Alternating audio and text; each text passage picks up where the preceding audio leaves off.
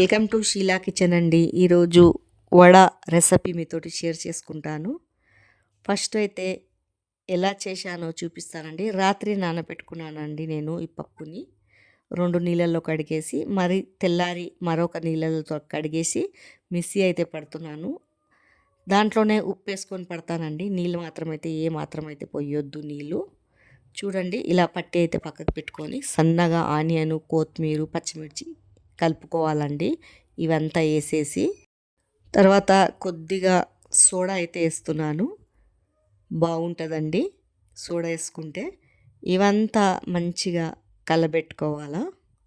చూడండి మొత్తం కిందికి పైకి అంతా కలిసేలాగా ఇలా అంతా కలుపుకొని అయితే పక్కకైతే పెడతానండి. ఒక 5 నిమిషాలు పక్కకైతే పెట్టుకోవాలి. ఇవంతా కలిపేసుకొని చూడండి అంతా పైకి కిందికి అనుకొని ఈ ఆనియన్ వేస్తే టేస్ట్ మాత్రం అయితే చాలా బాగొస్తుంది వడలో. చూడండి ఇలా అంతా కలుపుకొని బాగా పక్కకైతే ఒక 5 నిమిషాలు పెట్టుకున్నాను. తర్వాత ఒక గిన్నె అయితే పెట్టుకున్నానండి. ఆయిల్ పోసుకొని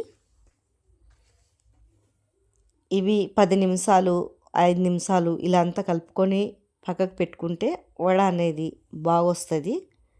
తర్వాత ఇలా నూనె వేడైపోయాక ఇలా వేసుకోవాలండి. నేనైతే చేయితోటి వేస్తున్నాను. మంది పాల కవర్ తోటి నూనె కవర్ తోటి వేస్తారు. ఎందుకంటే నేను గట్టిగా మిక్సీ అయితే పట్టానండి పప్పుని నీళ్ళు పోయకుండా.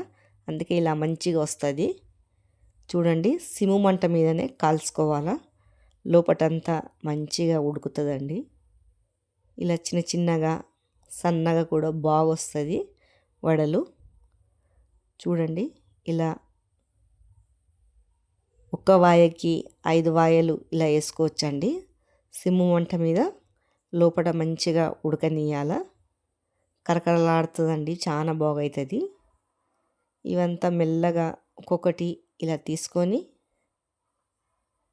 చూడండి ఇలా లోపల బాగా ఉడికిపోతుంది. సన్న మంట మీదనే కాలుస్తే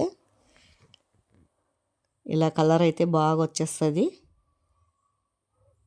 చికెన్ అయినా పచ్చడైనా పెట్టుకొని తింటే టేస్ట్ మాత్రం చాలా బాగుంటుందండి వడలది అయితే.